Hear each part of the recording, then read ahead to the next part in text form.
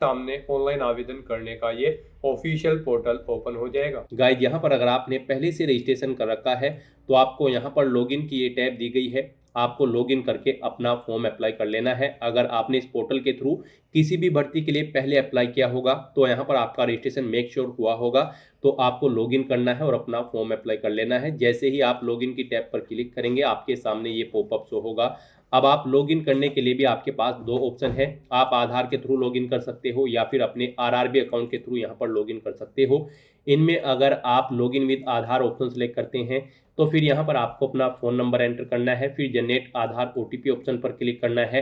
फिर आपके mobile number पर एक ओटीपी आएगा जिससे आपका आधार लिंक है, वो ओटीपी आपको यहाँ पर एंटर करना है और आपको I am not a robot के इस चेकबॉक्स को करना है, ओके करना है और इस चेकबॉक्स को भी आपको ओके करना है। और लॉगिन की स्टेप पर क्लिक करते हुए आपको अपने डैशबोर्ड में लॉगिन करके अपना फॉर्म अप्लाई कर लेना है। और गाइस, यहाँ पर अगर आप सेकंड ऑप्शन सेलेक्ट करते हैं लॉगिन विद आरआरबी अकाउंट, तो फिर आपके सामने कुछ इस तरह से इंटरफेस तो होगा। यहाँ पर आप अपना मोबाइल नंबर या फिर ईमेल एड्रेस एंटर करें, अपना पासवर्ड आप एंटर करें जो रजिस्ट्रेशन क्रिएट करते समय आपने अपना पासवर्ड बनाया था।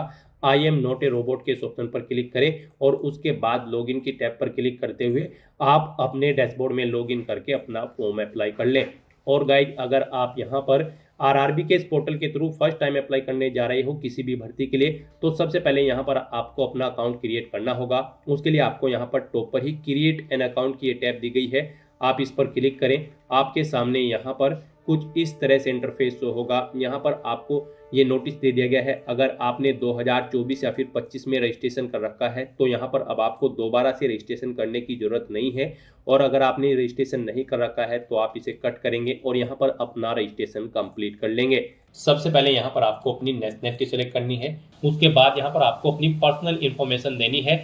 यहाँ पर आपको सबसे पहले अपना फुल नेम एंटर करना है, उसे रिटाइप करके कंफर्म कर लेना है। उसके बाद आपसे पूछा गया है कि क्या आपने कभी अपना नाम चेंज किया है। अगर किया है तो आप यस ऑप्शन सेलेक्ट करेंगे और फिर यहाँ पर आप जब आपके डॉक्यूमेंट वेरीफाई होंगे उस समय आपको गैजेटेड नोटिफिकेशन या फिर रिलीवेंट लीगल डॉक्यूमेंट शो करना होगा अब आपके नाम चेंज का। और अगर आपने कभी नाम चेंज नहीं किया है तो सिंपली यहाँ पर आपको नो ऑप्शन सेलेक्ट करना है। उसके बाद यहाँ पर आपको अपनी डेट ऑफ बर्थ सेलेक्ट करनी है। आपको इस कैलेंडर में से अपनी डेट ऑफ बर्थ सेलेक्ट कर लेनी है। फिर यहाँ पर आपको अपनी डेट ऑफ बर्थ टाइप करनी है DDMMYY फॉर्मेट में। यहाँ पर आपको पहले डे एंटर करना है, फिर आपको स्लैश मंथ एंटर करना है, फिर स्लैश देके आपको अपना ईयर यहाँ पर एंटर कर देना है। आपकी 10वीं की मार्कशीट के अकॉर्डिंग यहाँ पर आपकी डेट ऑफ बर्थ होनी चाहिए। उसके बाद यहाँ पर आपको अपना जेंडर सिलेक्ट करना है, उसे दोबारा से रीसिलेक्ट करना है कंफर्मेशन के लिए। फिर आपको अपने फादर का नाम यहाँ पर एंटर करना है, उसे भी रिटाइप कर देना है। मदर का नाम एंटर करना है, उसे भी रिटाइप कर देना है। उसके बाद यहाँ पर आपको अपनी कॉन्टैक्ट डिटेल देनी है। यहाँ पर आपको कॉन्टैक्ट डिटेल में सबसे पहले आपको अपना ईमेल एड्रेस एंटर करना है, फिर आपको अपना मोबाइल नंबर एंटर करना है और उनके बाद आपको जनरेट ईमेल ओटीपी और जनरेट मोबाइल ओटीपी के ऑप्शन पर क्लिक करना है।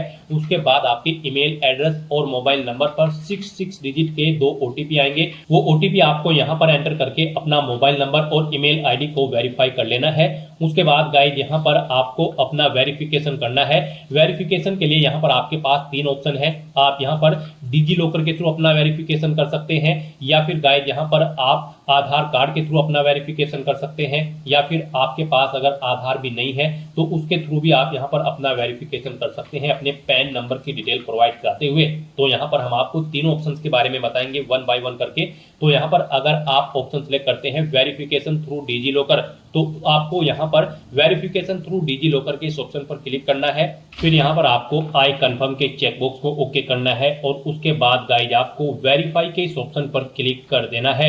नेक्स्ट आपके सामने डिजी लॉकर का इंटरफेस ओपन हो जाएगा। यहाँ पर आने के बाद गाइड आपको अपना आधार नंबर एंटर करना है, ये कैप्चा कोड आपको यहाँ पर एंटर करना है और उसके बाद फिर आपको नेक्स्ट के इस ऑप्शन पर क्लिक कर देना है। फिर आपके रजिस्टर्ड मोबाइल नंबर पर जिससे आपका आधार अटैच है यानी कि लिंक है उस पर एक ओटीपी आएगा, वो ओटीपी आपको यहाँ पर एंटर करना है और फिर आपको दोबारा से कंटिन्यू के इस ऑप्शन पर क्लिक कर देना है।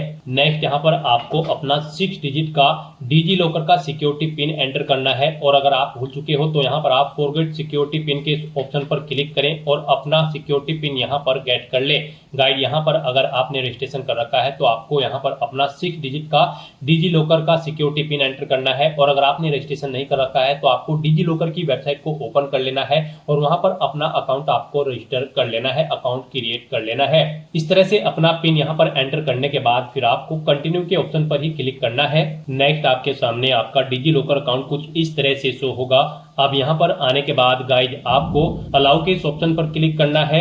इस तरह से यहाँ पर आपका डिजी लॉकर अकाउंट के थ्रू आपका वेरिफिकेशन कंप्लीट हो जाएगा और आपको आरआरबी के इसी इंटरफेस पर रिडायरेक्ट कर दिया जाएगा। नेक्स्ट ऑप्शन यहाँ पर वेरिफिकेशन का है आधार कार्ड के थ्रू। गाइज अगर यहाँ पर आप वेरिफिकेशन थ्रू आधार कार्ड ऑप्शन सेलेक्ट करते हैं तो फिर आपके सामने यहाँ पर कुछ इस तरह से इंटरफेस शो होगा। यहाँ पर आने के बाद आपको अपना आधार कार्ड नंबर एंटर करना है। उसके बाद आपको जनरेट आधार ओटीपी के ऑप्शन पर क्लिक करना है। आपके मोबाइल नंबर पर जिससे आपका आधार लिंक है उस पर एक ओटीपी आएगा 6 डिजिट का, वो ओटीपी आपको यहाँ पर एंटर करना है और फिर आपको यहाँ पर वेरीफाई के इस ऑप्शन पर क्लिक करते हुए आपको अपना आधार वेरीफाई कर लेना है। यहाँ पर आपके लिए सबसे बेस्ट ऑप्शन आधार कार्ड का ही रहेगा, क्योंकि यहाँ पर आगे भी आपको आपके आधार की जरूरत पड़ेगी एग्जाम टाइम के दौरान, वहां पर भी आपको अपना आधार कार्ड शो करना होगा। तो यहाँ पर हम आपको सजेस्ट करेंगे आप यहाँ पर अपना वेरिफिकेशन आधार के थ्रू कर ले। ये आपके लिए सबसे बेस्ट ऑप्शन है। आरआरबी की भर्ती में यहाँ पर आधार मस्ट कर दिया गया है। तो यहाँ पर अब उसके बाद एक और ऑप्शन है, अगर आप करना चाहे तो यहाँ पर आपका थर्ड ऑप्शन है I do not have Aadhaar card. आपको इस ऑप्शन पर क्लिक करना है।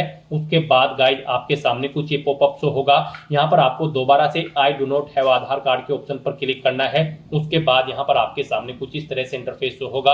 आप यहाँ पर इस चेकबॉक्स को ओके करें। उसके बाद यहाँ पर आप अपनी कोई वैलिड प्रूफ आईडी सिलेक्ट करें। पैन कार्ड यहाँ पर केवल आपको ऑप्शन दिया गया है। उसके बाद यहाँ पर आपका जो नाम पैन पर आधारित है वो नाम यहाँ पर आप एंटर करें। अपनी डेट ऑफ बर्थ इस कैलेंडर में से सिलेक्ट करें। अपना पैन नंबर यहाँ पर आप एंटर करें। उसके बाद किस अथॉरिटी ने आपको इशू किया है उसका नाम आपको देना है। प्लेस ऑफ इशू यहाँ पर आपको देना है और उसके बाद फिर आपको प्रोसीड के ऑप्शन पर क्लिक करके इस थर्ड ऑप्शन के थ्रू भी आप अपना वेरिफिकेशन यहाँ पर कंप्लीट कर सकते हो। तो इनमें से आपको कोई भी ऑप्शन यूज करते हुए अपना वेरिफिकेशन कर लेना है, ये मस्ट है। ये पूरी वेरिफिकेशन की प्रोसेस हमने आपको बता दी है। इनमें से किसी का भी यूज करते हुए आप अपना वेरिफिकेशन कर सकते हैं। हम आपको एक बार फिर से बता दें, आप यहाँ पर आधार कार्ड के थ्रू अपना वेरिफिकेशन करें, आपके लिए बेस्ट रहेगा। तो यहाँ पर किसी भी ऑप्शन के थ्रू वेरिफिकेशन करने के बाद आपको इस चेकबॉक्स को ओके करना है। I confirm that I am 18 year old या फिर ओल्डर, यानी कि मेरी आयु यहाँ पर 18 साल हो चुकी है या फिर इससे अधिक। आपको इस चेकबॉक्स को ओके करना है। ये डिटेल आप यहाँ पर इस पर क्लिक करके सुन भी सकते हो। और फिर गाइस यहाँ पर आपको अपना पासवर्ड क्रिएट करना है। यहाँ पर आपका पासवर्ड अल्फा न्यूमेरिक फॉर्मेट में होना चाहिए। मींस आपके पासवर्ड में एक अपर केस कैरेक्टर, एक लोअर केस कैरेक्टर, एक इंटीजर नंबर और एक स्पेशल कैरेक्टर जैसे कि @ या फिर डॉलर होना चाहिए। तो इस फॉर्मेट में आपको अपना पासवर्ड क्रिएट करना है। ये एग्जांपल हमने आपको दिखाया है। वही पासवर्ड आपको यहाँ पर कंफर्म पासवर्ड फील्ड में एंटर करना है। I am not a robot के इस चेकबॉक्स को ओके करना है और फिर गाइस आपको यहाँ पर preview and create an account के ऑप्शन पर क्लिक करके अपना अकाउंट क्रिएट कर लेना है। आपका रजिस्ट्रेशन कंप्लीट होने के बाद आपको आरआरबी के इसी पोर्टल पर रिडायरेक्ट कर दिया जाएगा, या फिर आप डायरेक्टली अपने इंटरनेट ब्राउजर के एड्रेस बार पर टाइप कर ले rrbapply.gov.in। आप आरआरबी की इस वेबसाइट पर आ जाएंगे और यहाँ पर अब आपको लॉगिन करके अपना फॉर्म अप्लाई करना है। उसके लिए आपको लॉगिन की टैब दी गई है, आप इस पर क्लिक करें। आपके सामने यहाँ पर ये इंटरफेस ओपन होगा। अब यहाँ पर आप लॉगिन करने के लिए भी आपके पास दो ऑप्शन है। आप लॉगिन विद आधार यानी कि आधार के थ्रू लॉगिन कर सकते हो या फिर आरआरबी अकाउंट के थ्रू आप लॉगिन कर सकते हो। तो आप अपनी चॉइस के अकॉर्डिंग किसी भी ऑप्शन का यूज करते हुए अपने डैशबोर्ड में लॉगिन कर ले। यहाँ पर अगर आप सेकंड ऑप्शन सेलेक्ट करते हैं तो फिर आपको यहाँ पर अपना मोबाइल नंबर या ईमेल एड्रेस एंटर करना है, अपना पासवर्ड आपको एंटर करना है, I am not a robot के चेकबॉक्स को ओके करना है और फिर आपको यहाँ पर लॉगिन की स्टेप पर क्लिक करना है। फिर आपके सामने ये पॉपअप शो होगा। अब यहाँ पर आपको अपना ऑथेंटिकेशन करना है। आप यहाँ पर सेंड ओटीपी टू ईमेल के ऑप्शन पर क्लिक करें या फिर सेंड ओटीपी टू फोन के ऑप्शन पर क्लिक करें। यहाँ पर आपकी ईमेल या फोन पर एक ओटीपी जाएगा, वो ओटीपी आपको यहाँ पर एंटर करना है और फिर गाइस आपको यहाँ पर लॉगिन की स्टेप पर क्लिक करते हुए अपने डैशबोर्ड में लॉगिन कर लेना है।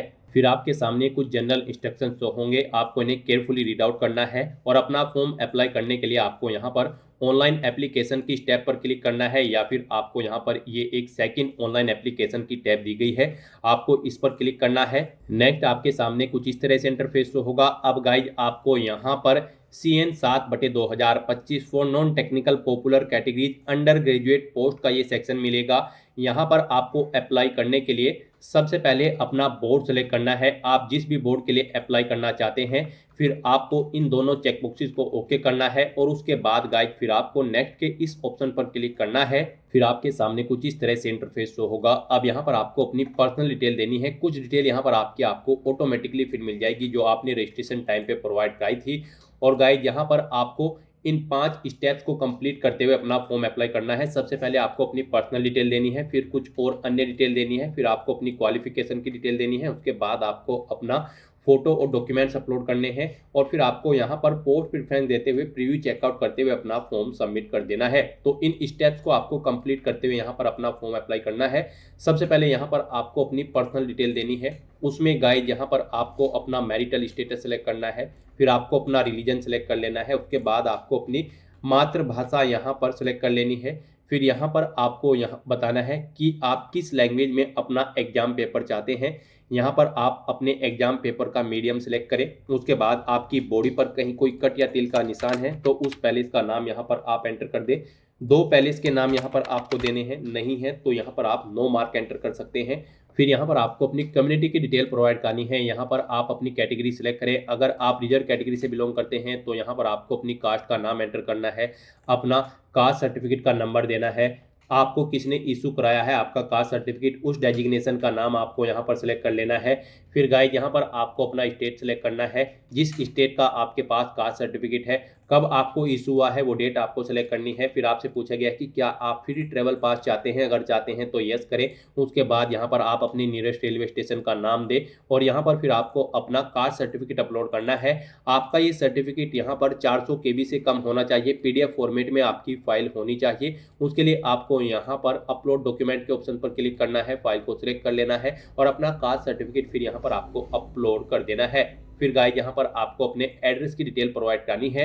यहाँ पर आपको अपना प्रेजेंट एड्रेस एंटर करना है और उसके बाद फिर आपको अपना परमानेंट एड्रेस यहाँ पर एंटर कर देना है। और अगर आपका परमानेंट एड्रेस आपके प्रेजेंट एड्रेस के अकॉर्डिंग सेम है तो आप इस चेकबॉक्स को ओके कर देंगे। ऑटोमेटिकली आपका परमानेंट एड्रेस आपके प्रेजेंट एड्रेस के अकॉर्डिंग यहाँ पर फिल हो जाएगा। और उसके बाद गाइज आपको यहाँ पर सेव की स्टेप पर क्लिक करके अपनी ये सभी डिटेल सेव कर देनी है और फिर आपको यहाँ पर नेक्स्ट के इस ऑप्शन पर क्लिक करना है। नेक्स्ट यहाँ पर आपको अपनी कुछ और डिटेल्स प्रोवाइड करनी है। यहाँ पर आपसे पूछा गया है कि क्या आप एक सर्विसमैन हैं, अगर हैं तो आप यस ऑप्शन सेलेक्ट करेंगे। फिर यहाँ पर आप सेलेक्ट करेंगे आप आर्मी में सेवारत थे या फिर नेवी या फिर एयरफोर्स में। फिर आप अपनी रैंक देंगे, डेट ऑफ एंट्री देंगे, यहाँ पर आप फिलहाल भी सर्विस कर रहे हैं या नहीं आप बताएंगे, यस या नो ऑप्शन सेलेक्ट करेंगे और फिर इनके अकॉर्डिंग आपकी सर्विस की लेंथ यहाँ पर आपको कैलकुलेट करके शो कर दी जाएगी। और अगर आप ये एक सर्विसमैन नहीं है तो आप सिंपली नो ऑप्शन सेलेक्ट करेंगे, आगे की डिटेल फिर आपको नहीं देनी है।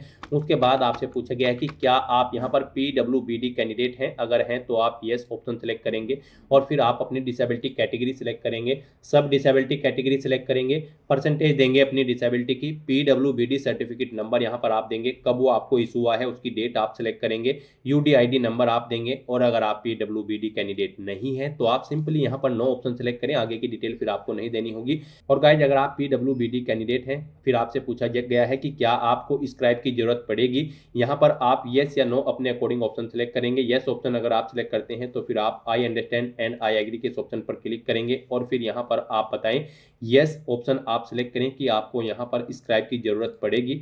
इस तरह से अगर आप स्क्राइब की जरूरत आपको नहीं है तो आप सिंपली यहाँ पर नो ऑप्शन सेलेक्ट करेंगे। फिर आपसे पूछा गया है कि क्या आप economically backward class EBC candidate हैं, अगर हैं तो आप यहाँ पर यस ऑप्शन सेलेक्ट करेंगे। फिर I understand and I agree के इस ऑप्शन पर क्लिक करेंगे। फिर यहाँ पर आप डॉक्यूमेंट का टाइप सेलेक्ट करेंगे, यानी कि EBC क्लास के लिए आपके पास क्या डॉक्यूमेंट है जो यहाँ पर आप शो करना चाहते हैं, जैसे कि BPL कार्ड या फिर इज्जत MST इशूड बाय रेलवे या फिर EBC सर्टिफिकेट। आप अपने अकॉर्डिंग ऑप्शन सेलेक्ट करें, किस अथॉरिटी ने आपको ये इशू कराया है उसका नाम सेलेक्ट करें, सर्टिफिकेट नंबर दें, कब वो इशू हुआ है सर्टिफिकेट उसकी डेट आप सेलेक्ट करें। और अगर आप इकोनॉमिकली बैकवर्ड क्लास से नहीं है तो आप सिंपली नो ऑप्शन सेलेक्ट कर लेंगे।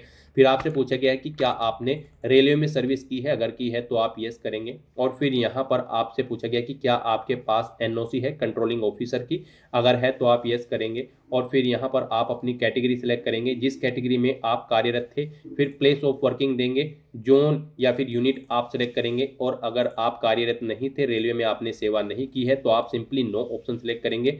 फिर आपसे पूछा गया कि क्या आप यहाँ पर करंट में एम्प्लॉय हैं, अगर हैं तो आप बताएं सेंट्रल गवर्नमेंट के हैं, स्टेट के हैं या फिर पब्लिक सेक्टर के, आप अपने अकॉर्डिंग ऑप्शन सेलेक्ट करेंगे, I understand and I agree के ऑप्शन पर क्लिक करेंगे और उसके बाद यहाँ पर आपको ऑर्गेनाइजेशन का नाम देना है जिसमें आप कार्यरत हैं, कब से कब तक आपने सेवा की है।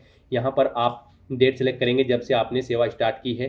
फिर आपसे पूछेगा कि क्या आप फिलहाल भी वर्किंग है या फिर नहीं, आप अपने अकॉर्डिंग ऑप्शन सेलेक्ट करेंगे। अगर हैं तो आप यस करेंगे, नहीं तो नो ऑप्शन सेलेक्ट करेंगे। फिर आपको बताना होगा अगर आप नो ऑप्शन सेलेक्ट करते हैं किस डेट को आपने जॉब छोड़ी है।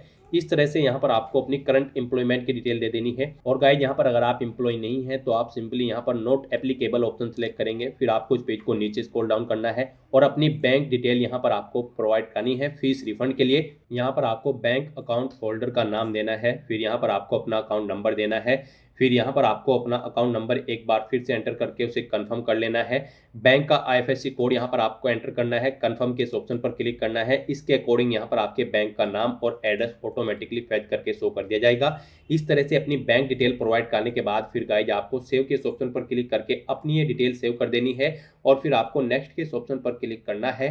अब यहाँ पर आपको अपनी एजुकेशनल क्वालिफिकेशन की डिटेल प्रोवाइड करनी है। Guys RRB NTPC under graduate level की इस भर्ती पर अप्लाई करने के लिए आपका कम से कम 12वीं क्लास पास आउट होना जरूरी है किसी वेल रिकॉग्नाइज्ड बोर्ड या फिर स्कूल से। तो यहाँ पर अब आपको अपनी क्वालिफिकेशन की डिटेल देनी है। सबसे पहले यहाँ पर आपको अपनी 10वीं क्लास की डिटेल देनी होगी। उसके लिए यहाँ पर आपको इस पेंसिल के ऑप्शन पर क्लिक करना है।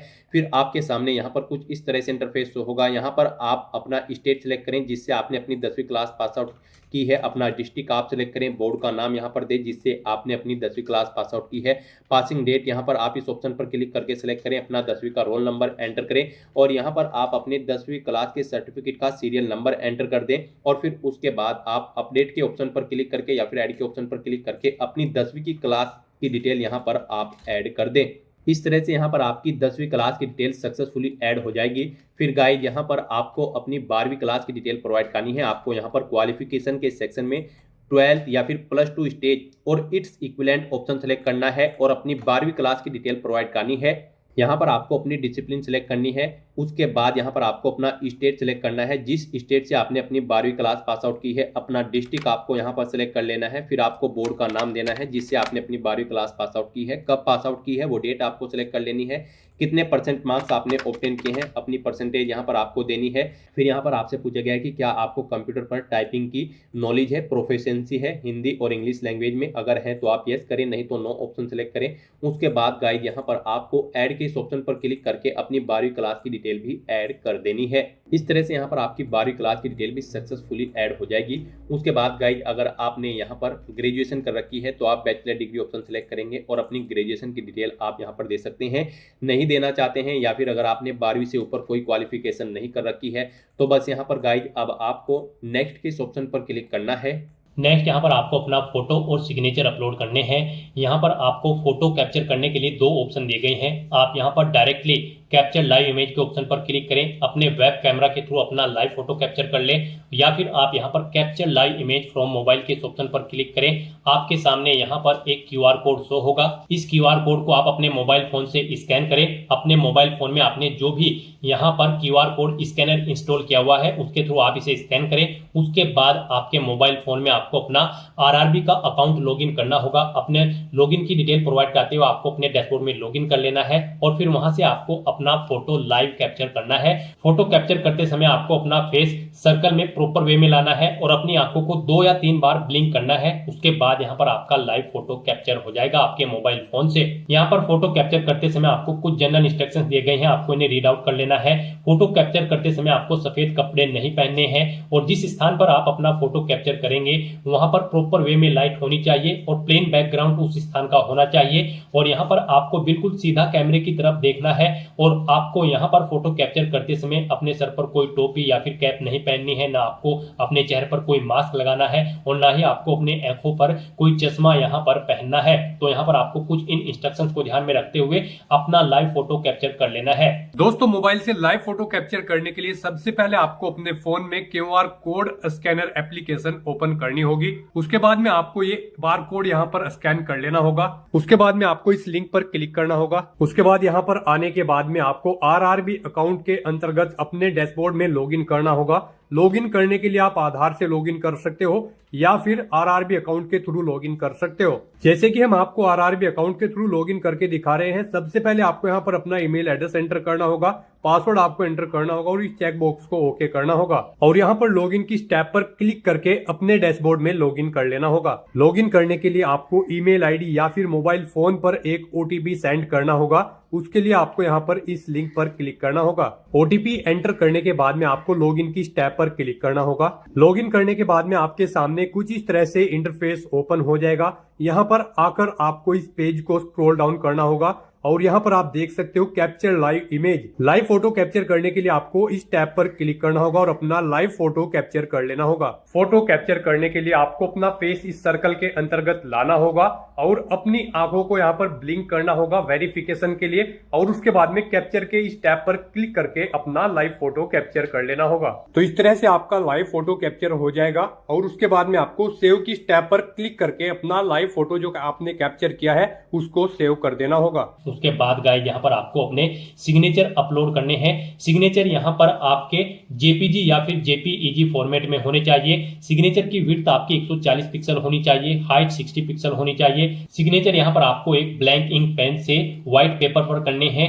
यहाँ पर आपको एक बॉक्स क्रिएट करना है जिसकी विड्थ 140 पिक्सल होनी चाहिए और हाइट उसकी 60 पिक्सल होनी चाहिए। उसमें आपको अपने सिग्नेचर यहाँ पर करके अपलोड करने हैं। साइज आपके सिग्नेचर की फाइल का 30 KB से 49 KB के बीच में होना चाहिए और अगर आप अपने सिग्नेचर का साइज कम या ज्यादा करना चाहते हैं तो आप गूगल पर जाएं, इमेज रिसाइज टाइप करें, मल्टीपल ऑनलाइन वेबसाइट ओपन होंगी, उनमें से कोई भी वेबसाइट ओपन करें, वहां पर आप अपने सिग्नेचर की फाइल को अपलोड करें और अपनी नीड के अकॉर्डिंग आप उसका साइज सेट करके फिर उसे वहां से डाउनलोड करके अपलोड कर दें। तो यहाँ पर आपको ब्राउज के ऑप्शन पर क्लिक करना है, फाइल को सिलेक्ट कर लेना है और अपने सिग्नेचर की फाइल को यहाँ पर अपलोड कर देना है। तो इस तरह से यहाँ पर आपका लाइव फोटो कैप्चर हो जाएगा और सिग्नेचर आपके अपलोड हो जाएंगे। उसके बाद आपको इस पेज को नीचे स्क्रॉल डाउन करना है और फिर गाइस आपको सेव के ऑप्शन पर क्लिक करके अपना फोटो सिग्नेचर यहाँ पर सेव कर देने हैं और उसके बाद फिर आपको नेक्स्ट के ऑप्शन पर क्लिक कर देना है। नेक्स्ट यहाँ पर आपको अपनी पोस्ट और जोन की प्रेफरेंस देनी है। यहाँ पर आपने पीछे अब तक जो डिटेल प्रोवाइड कराई है उसके अकॉर्डिंग आपको आपकी पोस्ट और जोन शो कर दी गई है। यहाँ पर आप जिस पोस्ट और जिस जोन को जिस नंबर पर प्रेफरेंस देना चाहते हैं उस नंबर पर आपको यहाँ पर उनके सामने प्लस के इस ऑप्शन पर क्लिक करना है और 1 बाय 1 करके आपको यहाँ पर अपनी सभी पोस्ट और जोन्स को यहाँ पर इस सेकंड कॉलम में ऐड कर देना है। फिर आपको इस चेकबॉक्स को ओके करना है, डिक्लेरेशन सेक्शन में आना है, I have be declare that, इस चेकबॉक्स को ओके करना है, यहाँ पर अपना पहले ही सेंटर करना है और उसके बाद गाइज आपको यहाँ पर सेव के ऑप्शन पर क्लिक करके अपनी डिटेल सेव कर देनी है और उसके बाद फिर आपको यहाँ पर प्रीव्यू एप्लीकेशन के ऑप्शन पर क्लिक कर देना है। फिर यहाँ पर आपको आपके एप्लीकेशन फॉर्म का पूरा प्रीव्यू शो कर दिया गया है। आपको सभी डिटेल्स केयरफुली चेकआउट करनी है, पेज को नीचे स्क्रॉल डाउन करना है, इस चेकबॉक्स को ओके करना है। कहीं पर कोई मिस्टेक है तो आप एडिट के ऑप्शन पर क्लिक करके एडिट कर सकते हैं, नहीं तो यहाँ पर बस गाइड अब आपको सबमिट के इस ऑप्शन पर क्लिक कर देना है। नेक्स्ट यहाँ पर आपको अपना फीस पेमेंट करना है। यहाँ पर आपको आपकी कैटेगरी के अकॉर्डिंग एप्लीकेशन फीस का अमाउंट शो कर दिया जाएगा। रिजर्व कैटेगरी कैंडिडेट के लिए यहाँ पर 250 रुपए फीस है और अनरिजर्व कैटेगरी कैंडिडेट के लिए 500 रुपए फीस है। इसमें से इनको 400 रुपए फीस रिफंड कर दी जाएगी और रिजर्व कैटेगरी कैंडिडेट की सभी फीस यहाँ पर आपको रिफंड कर दी जाएगी। लेकिन यहाँ पर फॉर्म कंफर्मेशन के लिए आपको अभी अपना फीस पेमेंट करना है। तो उसके लिए गाइड यहाँ पर अब आपको पे विद SBI ई-पे के ऑप्शन पर क्लिक करना है और प्रोसीड करते हुए आपको यहाँ पर फीस पेमेंट के इंटरफेस पर आ जाना है। यहाँ पर आप debit card, credit card, net banking, UPI या फिर वॉलेट के माध्यम से अपना फीस पेमेंट कर सकते हो। UPI यहाँ पर आपके लिए सबसे बेस्ट और इजी ऑप्शन रहेगा। आप UPI के ऑप्शन पर क्लिक करें। UPI में भी फीस पेमेंट करने के लिए आपके पास दो ऑप्शन है। आप अपनी UPI ID एंटर करें, वैलिडेट UPI ID के ऑप्शन पर क्लिक करते हुए अपना फीस पेमेंट कर दें, या फिर गाइड यहाँ पर आप UPI QR के ऑप्शन पर क्लिक करें, फिर यहाँ पर पे नाउ के ऑप्शन पर क्लिक करें। ये QR कोड आप अपने UPI एप्लीकेशन से स्कैन करें और अपना फीस पेमेंट कर दें। सक्सेसफुली फीस पेमेंट करने के बाद यहाँ पर आपके एप्लीकेशन फॉर्म की सभी टास्क कंप्लीट हो जाएगी और आपका फॉर्म सबमिट हो जाएगा। उसके बाद आपको अपने एप्लीकेशन फॉर्म का एक हार्ड कॉपी प्रिंट आउट ले लेना है फ्यूचर यूज के लिए, फ्यूचर रेफरेंस के लिए, और फिर आप अपने डैशबोर्ड में भी जाकर चेकआउट कर सकते हो कि आपका फॉर्म सक्सेसफुली सबमिट हो चुका है या फिर नहीं। तो दोस्तों ऐसे आप RRB NTPC under graduate level की इस भर्ती के लिए अपने फॉर्म अप्लाई कर सकते हो बिना कोई मिस्टेक किए हुए। आज की इस वीडियो में बस इतना ही। आई होप ये वीडियो आपको पसंद आई होगी। अगर पसंद आई हो तो इसे लाइक और शेयर करें। चैनल पर नए हो तो इसे सब्सक्राइब कर लें। Thanks for watching.